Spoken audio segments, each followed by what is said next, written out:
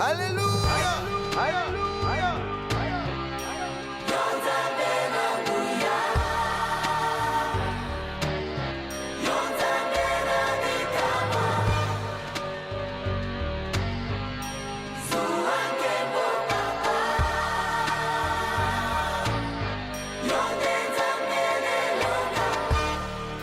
Lelo ntango ebelemi ilembo nyonso emonani kala te suka ya mokili nde nyonso awa na se esuki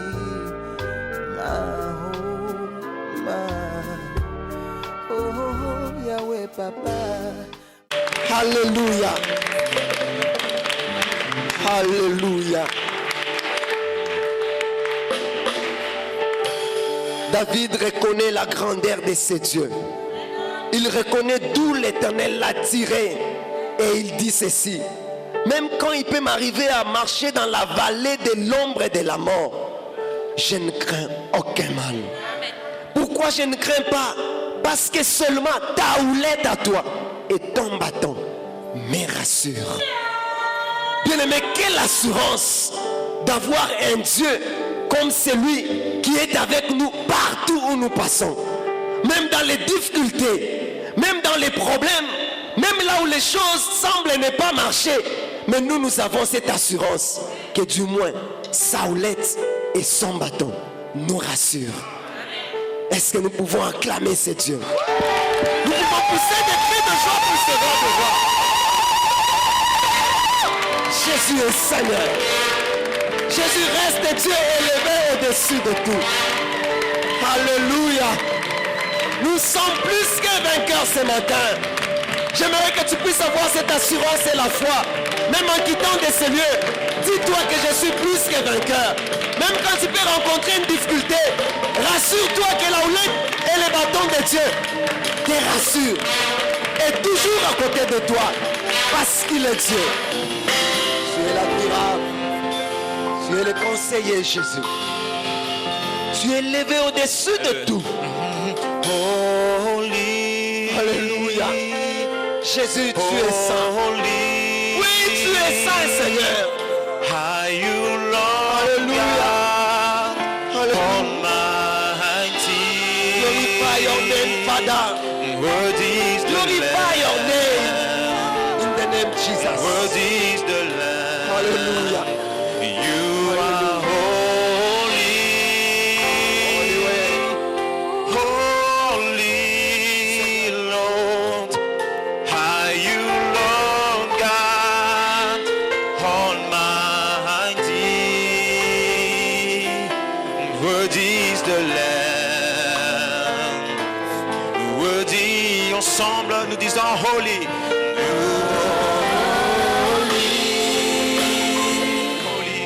Holy,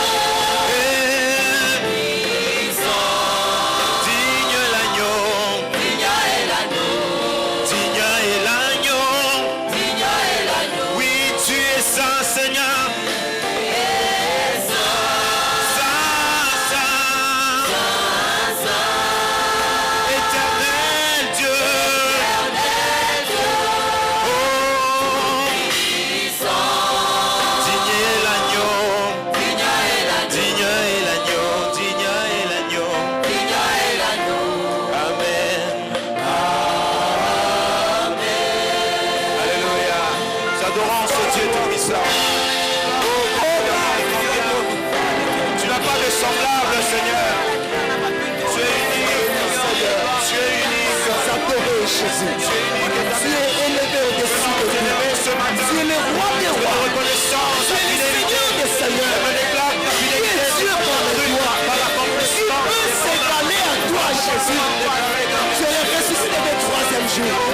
Le Dieu qui nous communique la vie en abondance. Le Dieu qui agit. Le Dieu qui nous donne le pouvoir.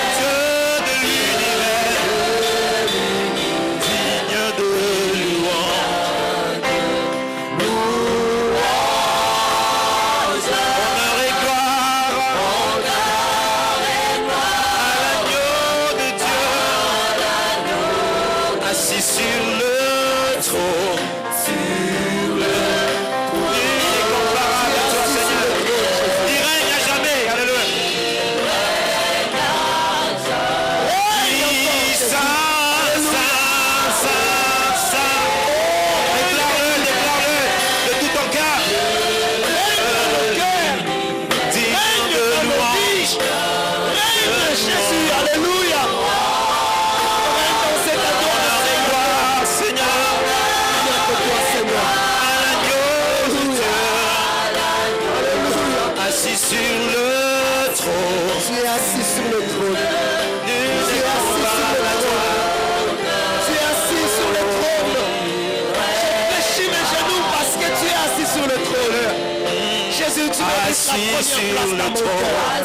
Tu mérites la première place au cours de ces cultes. Tu mérites la gloire. Il n'y a pas de mandat. Alléluia. Seigneur, toi tu n'as pas. Tu règnes à jamais. Tu règnes de génération en génération. Tu règnes, Jésus.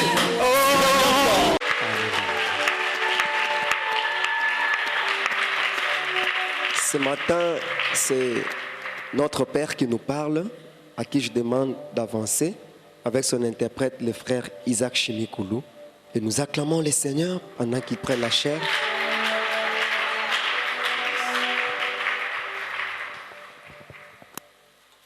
Bien-aimés dans le Seigneur, bonjour.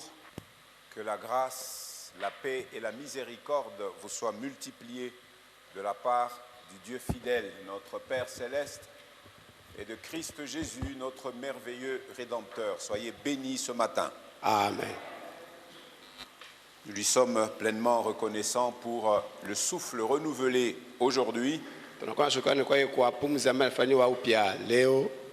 Nous dirons avec le psalmiste que tous ceux qui respirent louent l'Éternel.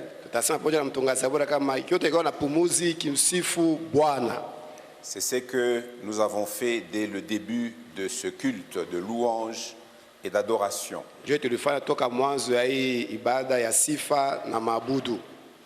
Pour vous donc, mes bien-aimés,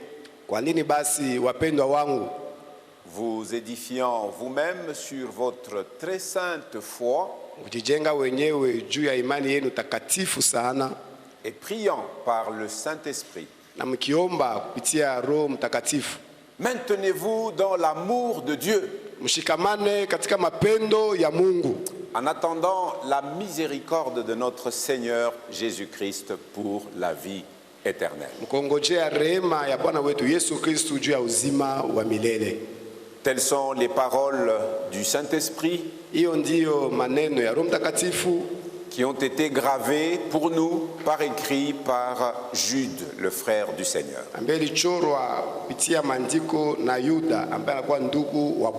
Ce que j'ai dit, vous le trouverez écrit dans Jude, chapitre 20 et 21.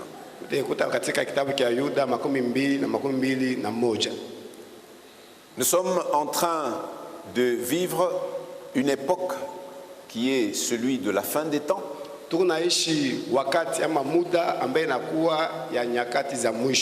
Et l'Esprit nous avertit que dans les derniers temps, dans les derniers jours, il y aura des temps difficiles.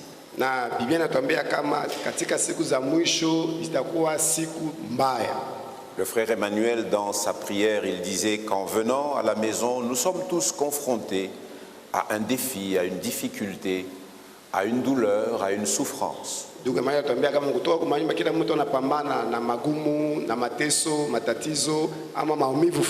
Et depuis le dimanche passé, le Seigneur est en train de nous dire, Si nous voulons vaincre les obstacles, apprenons à vivre pour Dieu. Na tangu Jumapili Bwana unatuambia kama tunapenda kushinda vizuizo tujifunze kuwa wa Mungu. Je garde donc le même thème pour le message de ce dimanche 7 novembre. Na tukapakele kishinda kimoja kwa Jumapili tarehe 7 mwezi wa 11. Et par la grâce de Dieu, nous voulons aller un peu plus loin que ce que nous avons dit le dimanche passé. Nous disions donc, pour vaincre les obstacles, vivons pour Dieu.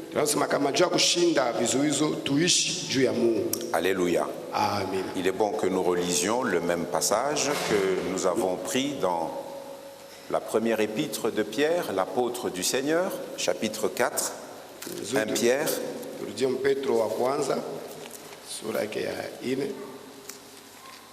Nous lisons du verset 1 à 4, nous sauterons et puis nous lirons de 12 à 16.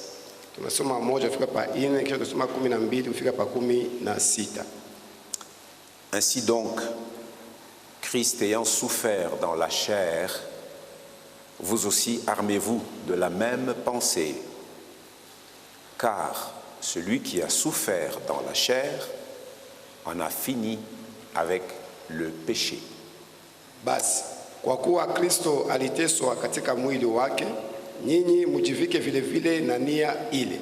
Kwa maana yeye aliyeteswa katika mwili ameachana na dhambi. Verset 2. Sheria pili. Afin de vivre non plus selon les convoitises des hommes, mais selon la volonté de Dieu, pendant le temps qui lui reste à vivre dans la chair. Tangu sasa musiishi tena katika tamaa za watu kwa wakati unaobaki kwenu kukaa katika mwili, lakini katika mapenzi ya Mungu. Verset 3. Sheria tatu. C'est assez en effet d'avoir dans les temps passés accompli la volonté des païens, en marchant dans la dissolution, les convoitises, l'ivrognerie, les excès du manger et du boire et les idolâtries criminelles. Kwa kuwa wakati wa maisha yetu uliopita utatosha kwa kutenda mapenzi ya mataifa na kutembea katika usharati na tamaa na ulevi na karamu za ulafi na vileo na kuabudu sanamu kwa kuchukiza sana. Verset 4. Sheria 4. Aussi trouve-t-il étrange que vous ne vous précipitiez pas avec eux dans le même débordement de débauche, et ils vous calomnient. Nao wanashangaa kwa kuwa amukwendi mbio pamoja nao katika ufisadi huu unaozidi sana, wakiwasingizia nyinyi. Verset 12 à 16. Sheria 12 kufika pa 16. Bien-aimés, ne soyez pas surpris, comme d'une chose étrange qui vous arrive, de la fournaise qui est au milieu de vous pour vous éprouver. Wapenzi, msishangae kwa majaribu ya moto yaliyo katikati yenu, yanayo wapata nyinyi kwa kuwa pima nyinyi, kama kwamba ni kitu kigeni kinacho wapata nyinyi. Verset 13. 13. Réjouissez-vous au contraire de la part que vous avez aux souffrances de Christ, afin que vous soyez aussi dans la joie et dans l'allégresse lorsque sa gloire apparaîtra. Lakini kama mnavyoshiriki katika mateso ya Kristo, furahini ili kwa wakati wa ufunuo wa utukufu wake mfurahi kwa shangwe. Verset 14. 14. Si vous êtes outragés pour le nom de Christ, vous êtes heureux, parce que l'esprit de gloire, l'esprit de Dieu repose sur vous. Kama mkilaumiwa kwa ajili ya jina la Kristo, muna heri kwa kuwa roho ya utukufu na ya Mungu anakaa juu yenu. Verset 15. 15. Que nul de vous, en effet, ne souffre comme meurtrier ou voleur ou malfaiteur ou comme s'ingérant dans les affaires d'autrui. Maana mutu asiteswe katikati yenu kama mwaji au mwizi au mtenda mabaya au kama mtu anayejitia katika maneno ya wengine. Mais si quelqu'un souffre comme chrétien, qu'il n'en ait point honte et que plutôt il glorifie Dieu à cause de ce nom. Lakini mtu akiteswa kwa sababu yeye ni Mkristo, asioni haya, lakini atukuze Mungu katika jina hili. Dimanche passé, en exploitant les 4 premiers versets de la lecture que nous venons de refaire aujourd'hui, Jumapili iliyopita mkusemea ile mashairi ine ya kwanza ya usome tunataka kufanya leo, nous avions vu comment nous pouvions vivre pour Dieu. tuliona kangisi kana tunaweza kuishi juu ya Mungu. Je vous exhorte donc de revenir à ce que nous avions dit le dimanche passé, 31 octobre, Na msibutisha mrudirie mle tulisema Jumapili iliyopita tarehe 31 mwezi wa 10, et considérer tout ce que nous avions dit à propos de la manière de vivre pour Dieu. na mtazamie yote tulisemea kwa ajili ya namna ya kuishi juu ya Mungu. La deuxième portion que nous allons aborder aujourd'hui, c'est celle qui va du verset 12 à 16. Na sehemu ya pili ambayo tutasemea leo ni ile inaanzia pa 12 kufika pa 16. Dans notre message, nous avons donc vu comment vivre pour Dieu et maintenant nous voulons nous entretenir. C'est en cela que ce message reste une bonne nouvelle. Na ujumbe wetu kama ngisi gani kuishi juu ya Mungu, na hapa sasa tutaona ngisi gani hii neno inakuwa habari njema kwa ajili yetu. Qu'il y a une consolation dans la souffrance. Nikisema kuna faraja katika mateso. Alléluia. Amina. Il y a une consolation dans la souffrance. Kuna faraja katika mateso.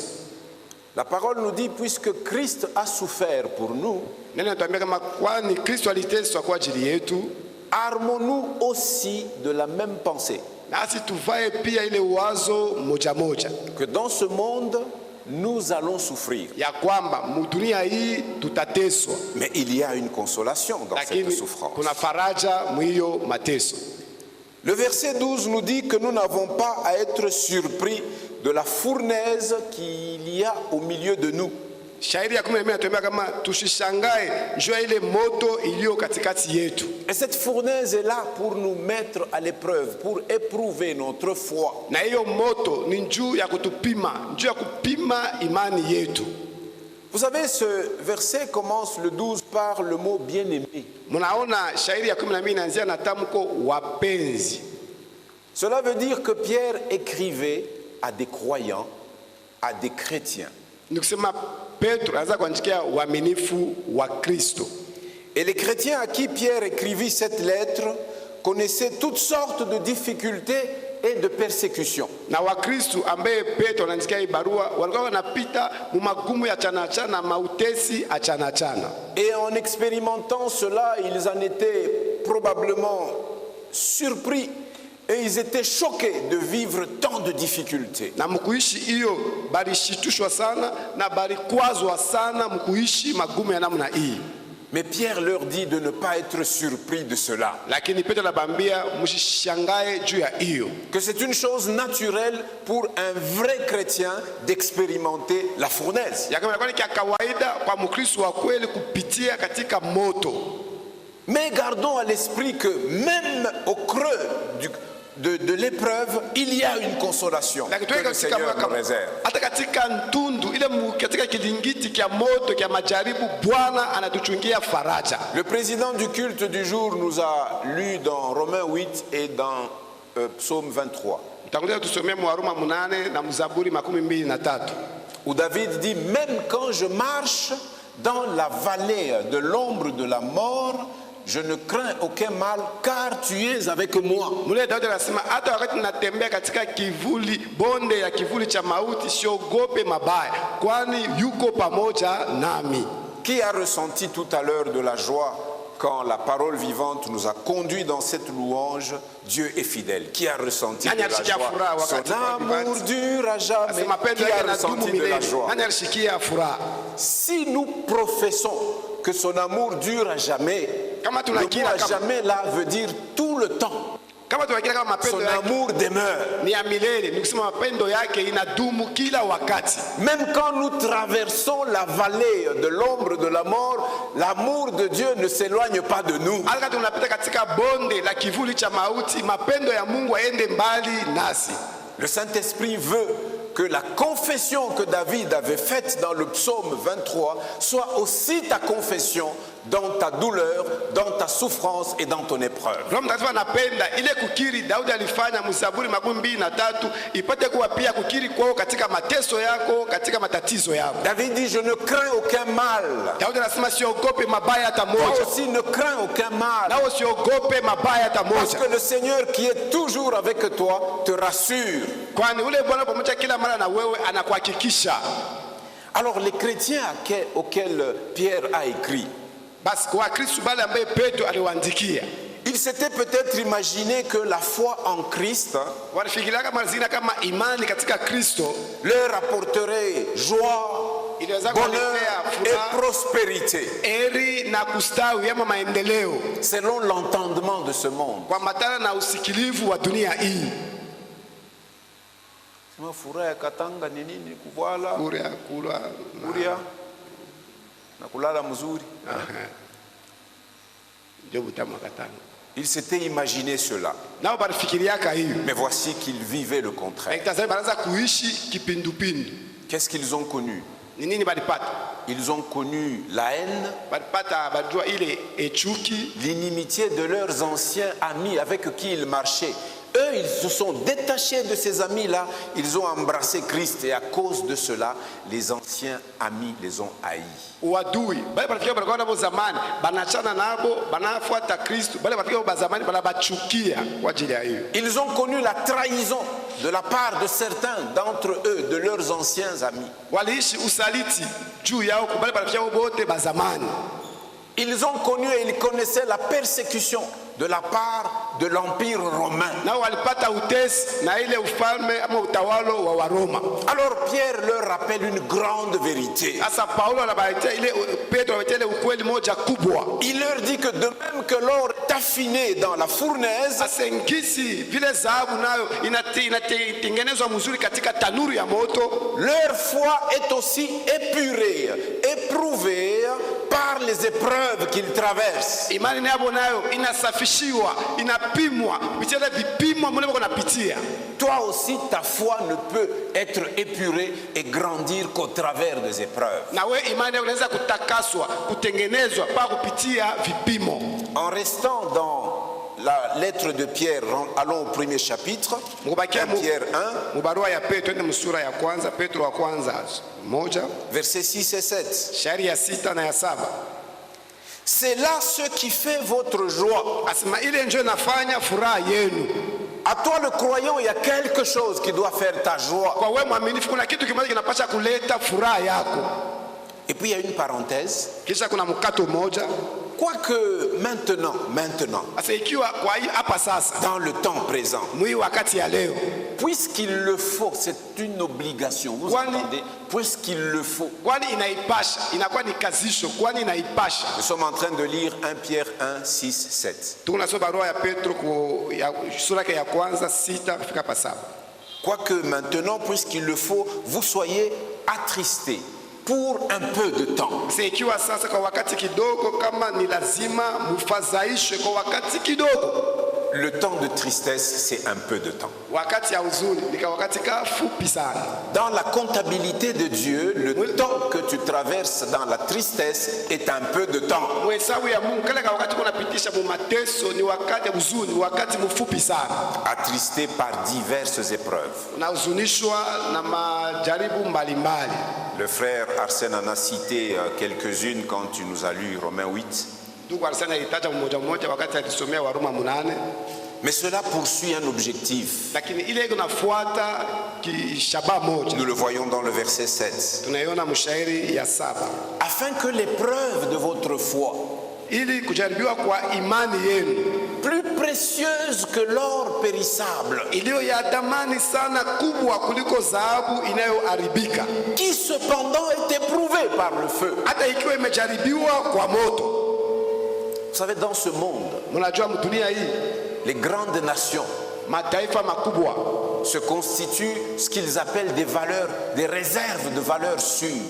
vile banajiwekea basema ile mabei amele mali ambayo inakuwa na bei kubwa sana Dans les banques centrales des grandes nations, des nations puissantes économiquement et tout. ile mabenki manene makubwa ya ile mataifa ya kuendelea sana ya yulu sana na ya uchumi Ils ont des réserves de lingots d'or. banakuwa na ile baki ya ile dhahabu ambayo ingali tumbichi. Ils disent ça c'est une valeur sûre. Banasema njoo bei yetu ya hakikisho ya kubwa. Nous avons un refuge sûr, c'est la réserve d'or que nous avons. Tuna kimbilio hakika inakuwa ni ile baki ambayo ya kuweka pembeni ya dhahabu. C'est une valeur précieuse. Inakuwa ni bei ya thamani aux yeux des hommes. Macho ya bantu.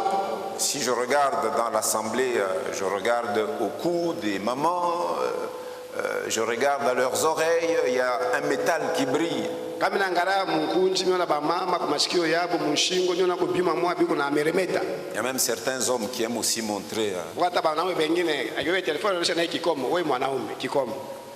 Eux aussi, ils ont des valeurs sûres au poignet. Nabo banakuwa na mabei ya damani huku mikono. Mais la parole nous dit lakini neno natuambia que notre foi est plus précieuse que l'or. Asa imani yetu ni ya damani sana kuliko dhahabu. L'or est éprouvé par le feu. Dhahabu inajaribiwa kwa moto. Notre foi est éprouvée par les épreuves. Imani yetu inapimiwa kupitia vipimo. Lorsque notre foi est éprouvée, wakati imani yetu inajaribiwa, elle aura pour résultat itakuwa kama na matokeo la louange, sifa, la gloire, utukufu et l'honneur na heshima lorsque Jésus-Christ apparaîtra. Wakati Yesu Kristo ataonekana. Alléluia. Amen. C'est pourquoi je dis qu'il y a de la consolation dans la souffrance. Kuna faraja katika mateso. Écoutons le Seigneur Jésus nous parler. Dans la parabole du semeur, dans Marc chapitre 4. Parabole du semeur.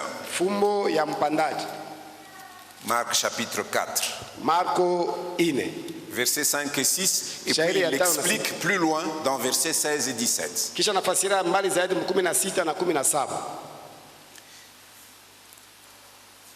Une autre, il parle de la semence, une autre partie tomba dans un endroit pierreux. Marc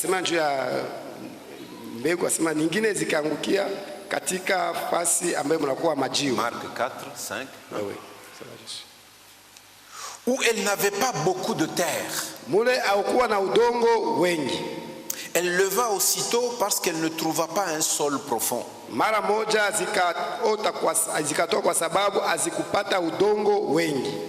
Mais quand le soleil parut, elle fut brûlée et sécha, faute de racines.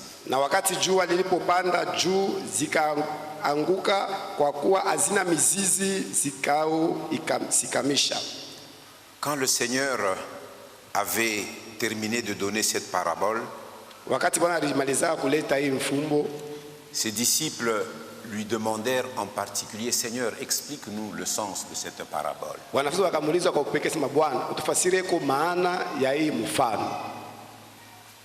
Et puis il leur dit, mais vous ne comprenez pas cette parabole, ça c'est au verset 13. Comment donc comprendrez-vous toutes les paraboles? C'est pour dire que la compréhension de cette parabole-ci conditionne la compréhension de toutes les autres paraboles de Jésus.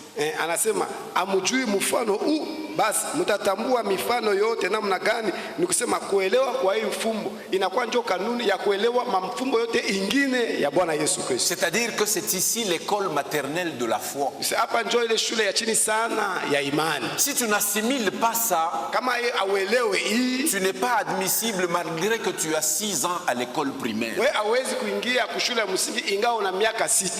À l'école séculière, quand tu as 6 ans, on va t'inscrire en première primaire. Mais à l'école de la foi, le test d'admission en primaire, c'est réussir, recevoir la compréhension de cette parabole du semeur.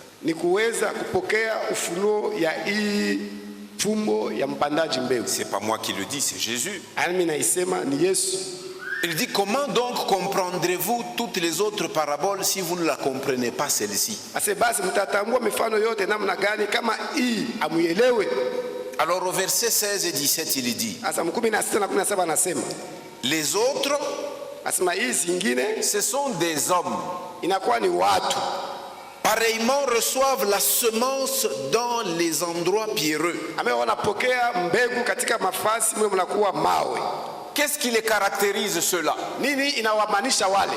Quand ils entendent la parole, ils la reçoivent d'abord avec joie. Wakati wanasikia neno wanaipokea mbele na furaha. Et nous expérimentons cela dans les assemblées tout le temps. Tunaishi hiyo makanisa kila wakati. Verset 17. Shairi ya 17. Mais ils n'ont pas de racines en eux-mêmes. Lakini hawana mizizi ndani yao. Il faut avoir des racines en soi-même. Inapaswa kuwa na mizizi ndani yako mwenyewe. Parce que quand le feu de l'épreuve viendra, Kwani wakati moto wa kipimo itakuja, sans racines tu ne subsisteras pas. bila mzizi hautashikamana. Et comment on pousse des racines? Namna gani tunaotaka mizizi? C'est en se comportant comme se comportaient les croyants de la première église. Mkiongoza ngisi waaminifu wa kanisa ya kwanza waweza kujiongoza. Ces croyants de la première église, ils étaient persévérants dans l'enseignement des apôtres. Hao waaminifu wa kanisa ya kwanza wakawa na dumu katika mafundisho ya mitume. Ne sois pas un chrétien qui se sursaute seulement le dimanche. Là on est dimanche, réflexe, tu viens à l'église, mais la semaine, tu fais quoi? Ushukua Mkristo kushtuka paka leo ni Jumapili kwa kanisa. Sasa katikati ya juma unafanya kanini? Quelle relation tu as avec le Seigneur? Ni uhusiano gani unayo pamoja na Bwana? Quelles œuvres tu portes en semaine? Ni matendo gani unazalaka mjuma? Ils persévéraient dans l'enseignement des apôtres. Banaanza kutumu katika mafundisho ya mitume. Ils persévéraient dans la communion fraternelle. Banaanza kutumu katika ushirika wa undugu. Leur joie et leur désir était d'être avec les autres croyants. Furaha yao na mapendo yao ilikuwa ni kuikala pamoja na waaminifu wengine. Ils persévéraient dans la fraction du pain. Banaanza kutumu katika kuvunjwa kwa mkate. Ils devaient continuellement se souvenir du sacrifice de Jésus. Banapasha kila mara kila siku kukumbuka dhabihu ya Yesu. Et ils étaient persévérants dans les prières. Na banaanza kudumu katika maombi. Et ça fait qu'ils ont poussé des racines. Ilifanya kama banaota mizizi. Mais ceux qui reçoivent la semence dans des endroits pierreux, ils n'ont pas de racines en eux-mêmes. Wale wanapokea neno katika mafasi ya mawe hawana na mizizi ndani yao. Et conséquence, ils manquent de persistance. Sasa matokeo wanakosa kushikamana. Et dès que survient une tribulation ou une persécution à cause de la parole, Na wakati tabu na mateso yanapokuja kwa ajili ya neno, ils y trouvent une occasion de chute. mara moja wanapata kukwaa. Hier, je partageais avec les anciens Jana naanza kugawanya na wazee dans notre réunion, première réunion du mois du collège des anciens. katika ile kikao yetu kia mwezi ya kikosi cha wazee. Qu'à cause des douleurs et des difficultés du moment, C'est kwa ajili ya maumivu na magumu ya dunia. nous comptons beaucoup de gens au milieu de nous qui sont découragés. Tunahesabu bantu mingi katikati yetu wanapungukiwa. Et même certains se sont arrêtés dans la marche Na bengine wanashimama hata katika mwendo. au risque de sortir de la trajectoire. Kwa hatari batoke munjia. Alors nous continuons d'abord à prier pour eux Si tuendelee mbele kubaombea afin que leur foi ne s'éteigne pas, ili imani yabo isijimike. pour qu'elle puisse continuer à être entretenue Wapate kuendelea kurekebishwa et qu'ils ne trouvent pas d'occasion de chute. na wasipate ko kisingizio cha kuanguka. Notre foi doit être éprouvée. Imani yetu inapasha kupimwa. Elle est plus précieuse que tous les biens que nous pouvons avoir sur la terre. Hivi ya damani sana kuliko mali yote tunaweza kuwa nayo pa dunia hii. Et elle aura pour résultat, nous l'avons lu dans 1 Pierre 1, Na itakuwa na matokeo tulisoma mu Petro wa kwanza. la moja. louange, la gloire et l'honneur lorsque Jésus-Christ apparaîtra. Sifa utukufu wakati Bwana Yesu ataonekana. C'est le contenu, c'est la substance du verset 12 de 1 Pierre 4. Je inakuwa yenyewe inakuwa nani ya shairi ya 12 ya Petro wa kwanza 4. Le verset 13 nous dit: Shairi ya 13 inatuambia réjouissez-vous au contraire de la part que vous avez aux souffrances de Christ. ase kwa hivyo furaheni kwa kipindupindu kwa ile sehemu mnakuwa nayo kwa mateso ya Yesu Kristo. Afin que vous soyez aussi dans la joie et dans l'allégresse lorsque sa gloire apparaîtra. Vous entendez, la parole nous rassure. Nous avons dit tout à l'heure, Dieu est fidèle. Si nous savons qu'il est fidèle, comprenons aussi que la gloire apparaîtra. Unajua tulitokea kwa kama Mungu yuko mwaminifu, na kama yuko mwaminifu tuwe na hakika kama utukufu wake utaonekanaka.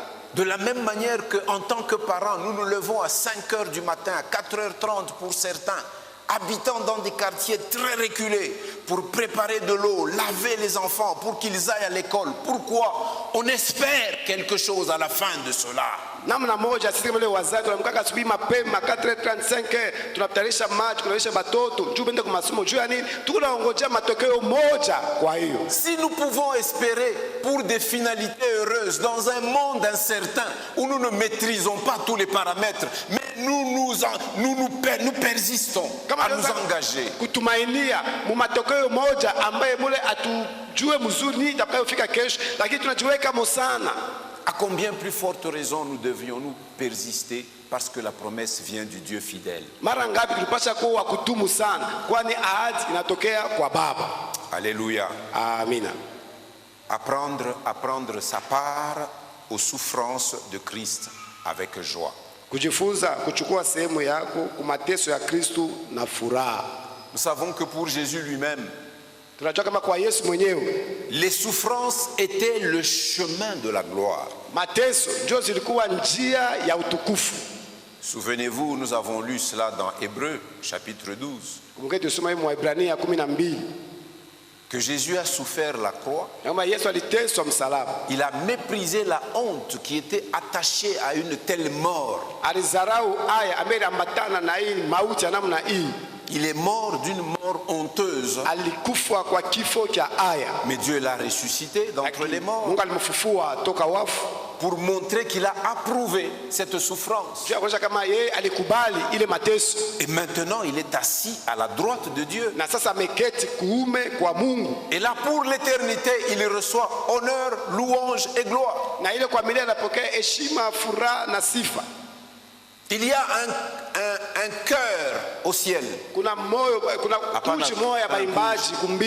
Cœur c'est H. Ok. Il y a un cœur au ciel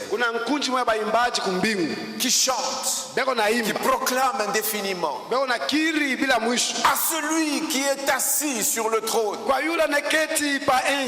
et à l'agneau conjointement soit louange, honneur, puissance, majesté pour les siècles des siècles. Il y a des hommes à qui Dieu a donné quelques dignités qui sont là, des êtres. Mais l'Apocalypse nous décrit qu'ils enlèvent leur couronne et ils les jettent aux pieds de l'agneau et ils se prosternent.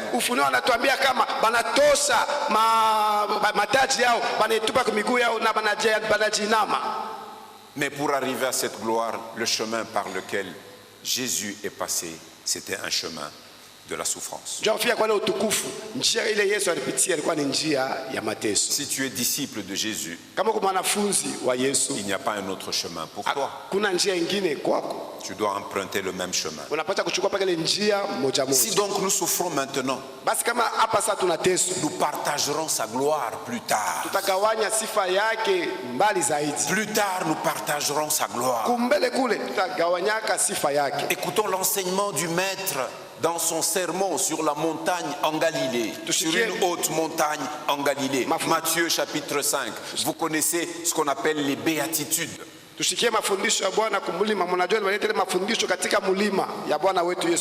Matthieu 5 versets 10 à 12. Heureux ceux qui sont persécutés pour la justice, car le royaume des cieux est à eux. Heureux ceux qui sont persécutés pour la justice. Heureux serez-vous lorsqu'on vous outragera.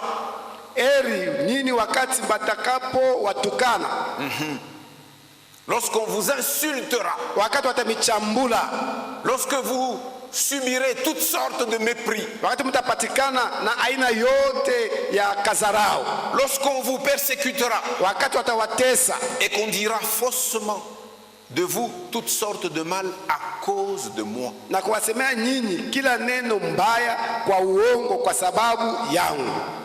Réjouissez-vous et soyez dans l'allégresse, furahini, shangilieni, parce que votre récompense sera grande dans les cieux. kwa sababu zawabu ama malipo yenu ni kubwa. Jésus nous parle d'une récompense. Yesu anazungumzia juu ya zawabu, malipo. Si à cause de ce nom, nous subissons et nous supportons et nous endurons toutes ces choses. Kama kwa ajili ya hii jina tunapatikana na tunakuwa tunapitia hivi bintu vyote hivi. Alléluia. Amina. Nous disons que nous devons garder les regards fixés sur Jésus. Tunasema tunapaswa kukazia macho yetu pa Yesu. Parce que lui, il est notre modèle parfait d'endurance dans la souffrance. Kwa yeye anakuwa mfano wetu kamilifu ya kukankamana mu mateso.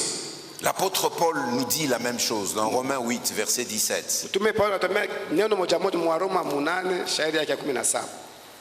Votre récompense sera grande dans les cieux, dit le Seigneur Jésus. Malipo yenu itakuwa kubwa mbinguni, Bwana Yesu anasema. Romains 8, 17. Waroma 8:17. Paul dit, or si nous sommes enfants, nous sommes aussi héritiers. Paulo anasema na kama sisi tu watoto basi tu wariti pia. Qui est enfant légitime de son père et n'est pas regardé comme héritier de ce père? Ni nani anakuwa mtoto ule baba yake aliyezala na asiangaliwe kuwa kama vile muriti wa ule baba yake? Si donc nous sommes enfants de Dieu, nous sommes aussi héritiers de Dieu. Basi kama tuko watoto wa Mungu, tuko pia wariti wa Mungu. À tous ceux qui l'ont reçu, Kwa wote waliompokea, à tous ceux qui croient en son nom, kwa wote wanaamini jina lake, Jésus leur a transmis, leur a donné un pouvoir Yesu anawatambukizie, aliwapatia uwezo de devenir enfants de Dieu, ya kuwa watoto wa Mungu, lesquels sont nés non de la volonté de l'homme, wale wakuzaliwa hapana kwa mapenzi ya mtu, non de la volonté de la chair ou du sang, hapana kwa mapenzi ya damu wala ya mwili, mais qui sont nés de Dieu. walizaliwa na Mungu. Or, si nous sommes enfants, nous sommes aussi héritiers. Basi kama sisi tuko watoto pia tuko wariti.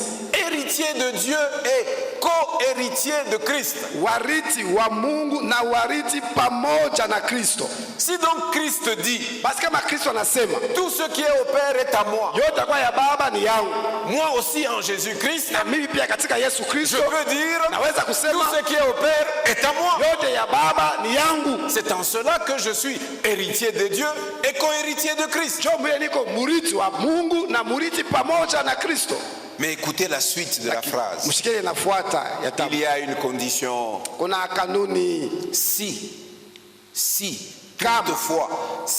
toutefois, nous souffrons avec lui. na kama kila mara tunateswa pamoja naye. Bamingi banapendaka tushimamie mpaka pale héritier de Dieu et co-héritier de Christ. Alléluia. Na people non wariti wa Mungu na pamoja na Kristo, oh akula. Et puis quand on ajoute si toutefois nous souffrons, on dit au nom de Jésus, je refuse la souffrance. Kitu nasema yeye asema mjua nasema nakatala mateso.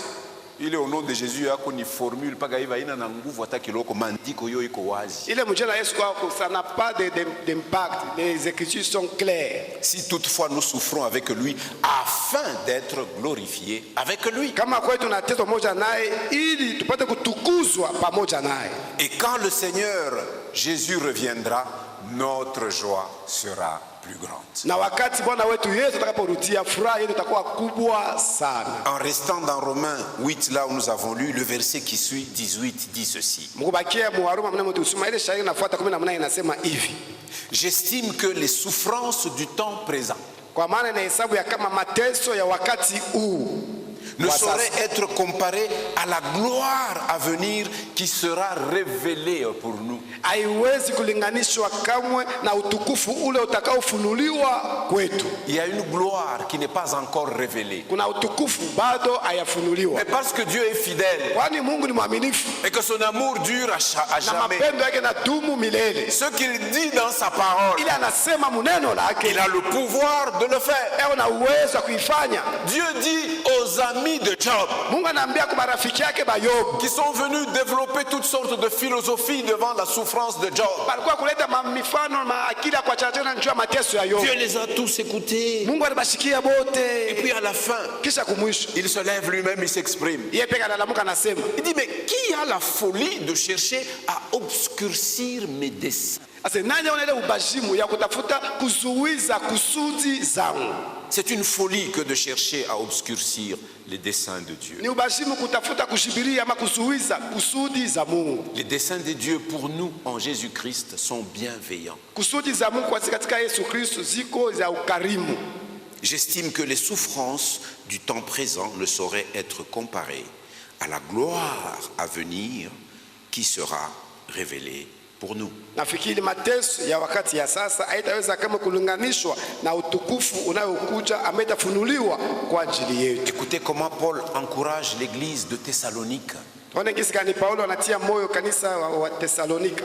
L'église de Thessaloniciens. Kanisa ya Thessalonika. Dans sa deuxième lettre aux Thessaloniciens, 2 Thessaloniciens, premier chapitre. Wa Thessalonika wa pili sura yake ya kwanza mstari wa 4 na 5. Amen. Versets 4 et 5. 2 Thessaloniciens 1, versets 4 et 5. Wa Thessalonika wa pili moja, shairi ya 4 na 5. Aussi nous glorifions-nous de vous dans les églises de Dieu. Ça veut dire que partout où Paul allait dans les églises, il tirait sa gloire de l'expérience des croyants de Thessalonique. Hata sisi wenyewe tunajisifu kwa ajili yenu katika makanisa ya Mungu kwa sababu yenu. Nikisema fasi yote Paulo anaanza kwenda, anaanza kujisifu juu ya Wakristo wa kanisa la Thessaloniki. Il les donnait pour modèle. Anaanza kuwaonesha kwa watu kama vile mfano. Aussi nous glorifions-nous de vous dans les églises de Dieu à cause de votre persévérance et de votre foi au milieu de toutes vos persécutions et des tribulations que vous avez à supporter. Alléluia. C'est tunajisifu kwa Mungu kwa sababu ya ile kudumu kwenu na imani yenu katika taabu zenu zote na katika mateso mliovumilia. Oh cher Saint-Esprit, donne la force à cette église de supporter la persécution. Une sorte de souffrance à cause de l'identité chrétienne, à cause de la piété. Donne-leur la force de supporter. Qu'ils puissent ressembler ceux de la bonne semence à cette église de cette époque-là à Thessalonique.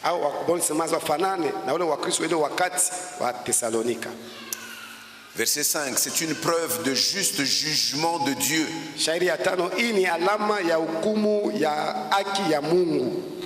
Pour que vous soyez jugés dignes du royaume de Dieu pour lequel vous souffrez. Ili mupate kuwa wenye kustahili kuingia katika ufalme wa Mungu, ndio kwa ajili yake munateswa.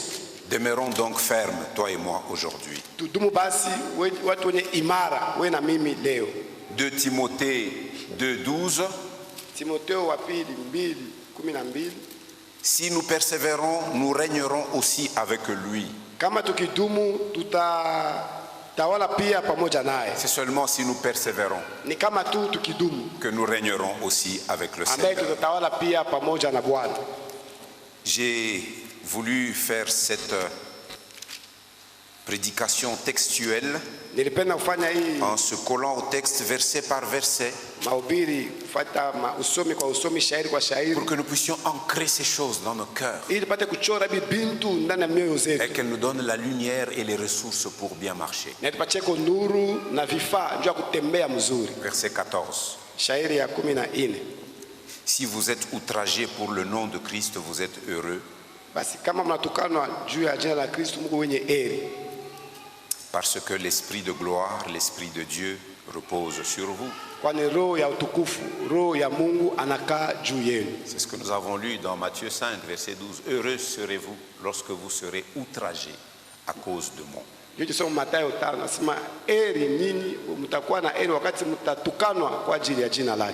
Ainsi donc, tous ceux qui veulent suivre fidèlement le Seigneur seront un jour ou l'autre outragés pour le nom de Christ.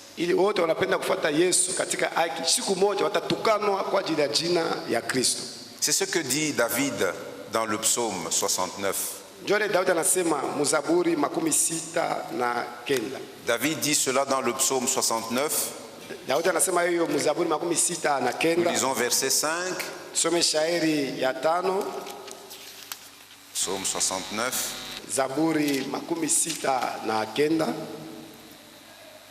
Ils sont plus nombreux que les cheveux de ma tête ceux qui me haïssent sans cause. Ase wao wanaponichukia pasipo sababu ni wengi kuliko nywele za kichwa changu, wanayonichukia bila sababu. Si tu peux compter les cheveux de ta tête, Kama unaweza kubalula nywele ya kichwa yako, même sur une tête dégarnie comme quelques-uns d'entre nous, comme moi et Mzee Emeka, hata pa kichwa pala nywele ya mingi sawa vile yangu na mzee Emeka, il reste quand même quelques cheveux. anabakia kwa nywele kwa kidogo kidogo. Même sur la tête de père, il y a encore quelques cheveux qui Hata pa restent. kichwa kia baba kuna kwa nywele kidogo kidogo. Si tu peux les compter, Kama unaweza kuibalula, eh ben, tu peux aussi compter le nombre de tes ennemis. unaweza pia alafu kubalula bwingi baba adui baba. Mais David nous donne cette image. Lakini Daudi anatupatia hii picha. Qu'ils sont plus nombreux que les cheveux de ma tête, ceux qui me haïssent sans cause. Wao wanaonichukia pasipo sababu ni wengi kuliko nywele za kichwa changu. Ne perdez pas votre temps pour chercher à comprendre pourquoi on vous hait. Usitafute popote tu wakati wa kutafuta juu ya nini wanakuchukia. Le nom de Christ que vous portez, Jina ya Kristo ambaye mnakuwa nayo. la marque, le sceau d'appartenance à Dieu, le sceau du Saint-Esprit qui est en vous. Dans le monde spirituel, ça se voit.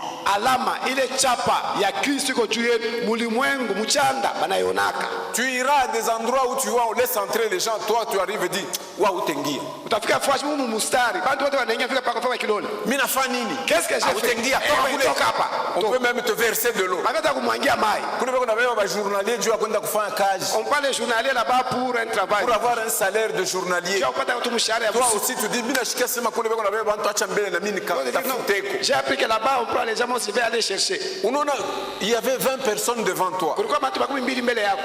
Bote 20 banengi. Tous les 20 ans. Turi yako mulango nafunga sema leo inenea mkue kesho. Aujourd'hui c'est fini, allez venez repasser demain. Paka paturi yako. C'est ma ton mkue tour. kesho. Venez passer demain. Il y a un esprit Uko roho agit. ambaye unatenda. toi tu ne vois pas Wewe aone. pour te Juba dire kumbe na mimi nifanye saa bantu wengine juu nipate kuingia. Je dois aussi faire comme les autres pour entrer à Ne part. trahis pas l'alliance. Hapana kusaliti agano. Ils sont puissants ceux qui veulent me perdre, Weko na uwezo wao wanapenda kunipoteza. qui sont à tort mes ennemis. Beko mwile kukosa wale wadui wangu. Ce que je n'ai pas dérobé, Ile mimi sikuiba, il faut que je le restitue. inapaya niirudishe.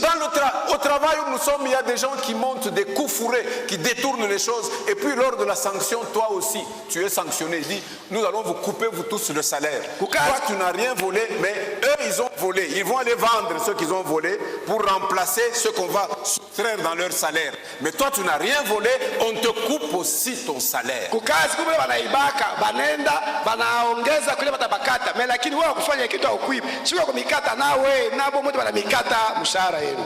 Versets 8 à 10. Shairi ya 8 kufika pa 10. Là qui mépris le nom de Jésus, ce mépris là tombe sur nous. Le Seigneur dit aussi ceci dans Matthieu 10, Bwana anasema pia hivi Mathayo 10. verset 22. Shairi ya 22. Matthieu 10, Mathayo 10. verset 22. Shairi ya 22. Vous serez haïs de tous, c'est Jésus qui le dit, Mutachukiwa na wote, ni Yesu ndio anasema, à cause de mon nom. kwa ajili ya jina langu. Mais celui qui persévérera jusqu'à la fin, Lakini ule atadumu hadi mwisho il sera sauvé. ataokolewa. Oui, c'est un honneur et un privilège de souffrir pour Jésus. Ndio ni heshima na fadhila kuteswa juu ya Yesu. Nous l'avons lu dans les Béatitudes, dans Matthieu 5, verset 11. Tulisoma katika mafundisho kumulima mu Mathayo 5 sura ya 11. Nous voyons aussi les premiers apôtres de Jésus Tunaona humu wa mitume wa kwanza wa Yesu qui ont jugé que c'était pour eux un honneur, une dignité de souffrir pour le Christ. Acte 5. wanaona kama ni heshima sana kuteswa kwa ajili ya Kristo. Acte 5. Matendo 5. Je lis versets 40 et 41. Mimi nasoma 40 na 42. Ils se rangèrent à son avis. Asema wakakubaliana kwa mawazo yao. C'était les membres qui siégeaient dans le haut conseil des Juifs qui se rangèrent à l'avis d'un d'entre eux, de l'un d'entre eux, à l'avis de Gamaliel. Na ilikuwa ni ile kikao cha ile mahakama makubwa ya Wayuda. Asema wote wakae mawazo yao kwa mmoja wao, jina yake nani? Gamaliel. Qui leur a dit que si l'œuvre que entreprennent ces gens vient de Dieu, nous ne prenons pas le risque de lutter contre Dieu. Mais Allez, si Wambia, c'est une œuvre humaine, elle s'éteindra comme toutes les autres œuvres qui sont passées avant. Nawaambia sema kama hii kazi ambayo abantu wanafanya inatokea kwa Mungu, hautaweza kuheshimisha. Lakini kama hii kazi inatokea kwa bantu, hiyo yenyewe itaheshimikia. Alors cette parole de sagesse fut acceptée par les membres du conseil juif. Basi hii neno ya hekima ikakubaliwa na hiyo baraza ya Wayuda. Mais écoutez la suite. Mshikie inayofuata. Après avoir accepté, Gamaliel dit mubache bende. Kisha kukubali kama eti libérez-le. Sasa mwangalie hivi balifanya. Regardez maintenant ce qu'ils ont fait. Et ayant appelé les apôtres, ils les firent battre de verges. Vous entendez? On les appelle, dit Yakana, Yakana, Yakana. Venez ici, venez. Là. Oui, là. 40 coups moins 1. 1. Et ils leur défendirent de parler au nom de Jésus. Et ensuite ils les relâchèrent.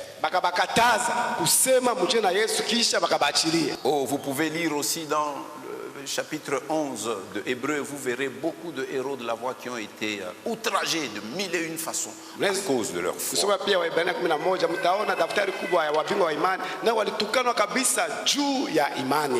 Si donc nous portons l'opprobre de Christ, l'esprit de gloire, l'esprit de Dieu et Dieu lui-même viendront vers nous. C'est ce que Jean nous dit dans Jean 14 verset 23. Il dit, si quelqu'un m'aime, il gardera ma parole. Et mon Père aussi l'aimera. Nous viendrons à lui et nous ferons notre demeure chez lui. Alléluia. Alléluia. 1 Pierre 4 verset 15. Nous chutons bientôt.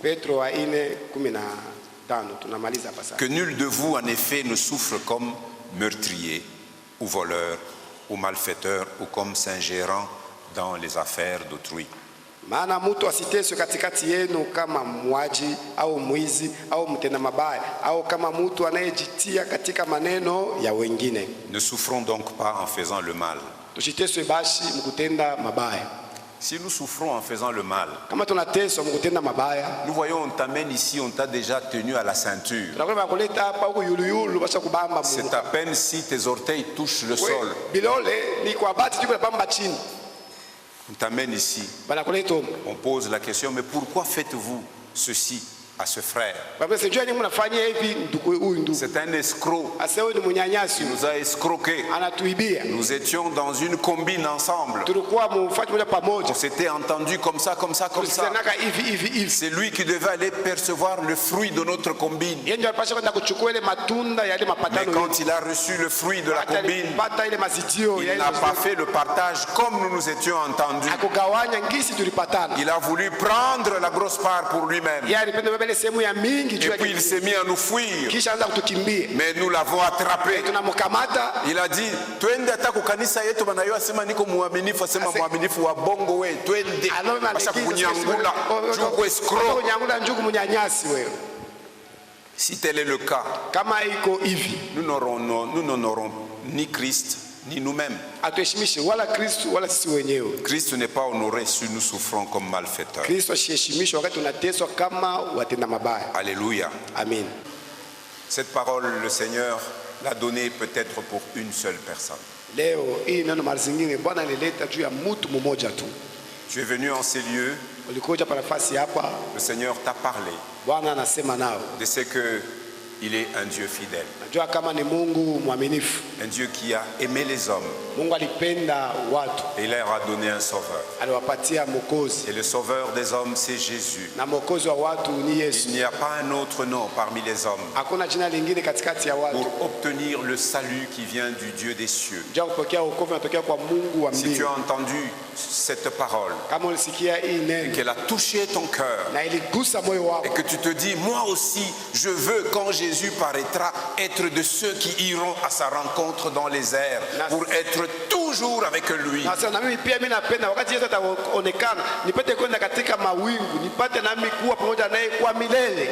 Si tu veux te repentir de la vie que tu as conduite toi-même, kama unapenda kutubu na ile maisha uliongoza wewe peke, revenir à Dieu en recevant par la foi Jésus le Sauveur. udiria Mungu kupokea kwa imani Yesu Tu mkombozi. peux te tenir debout si tu es là. Unaweza sema bwima kama uko hapa. Si tu veux recevoir la vie que Jésus seul donne. Kama unapenda kupokea uzima ambao peke Yesu analeta.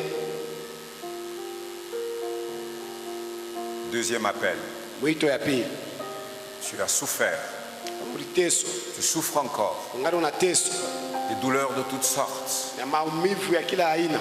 Tu as cru que c'était une douleur insurmontable. Unaamini kama ni maumivu ambayo huwezi kuishinda. Mais tu veux être encouragé et fortifié. Unapenda kutiliwa moyo na kutiliwa nguvu. Comme nous l'avons chanté. Jinsi tuliimba. Que le faible dise je suis fort. Mudhaifu aseme niko mwenye nguvu. Que le malade dise je suis guéri. Mgonjwa aseme napona.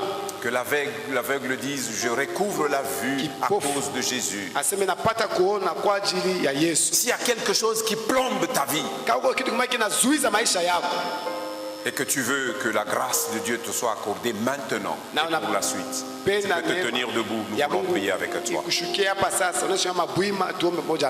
tu es dans une douleur, une épreuve, merci mon frère, merci ma soeur. Tu as une douleur, toi-même tu sais. Regarde autour de toi. Tu as une souffrance, tu vis une épreuve, il y a un obstacle que ne parvient pas à franchir. Oh, Jésus a tout vaincu.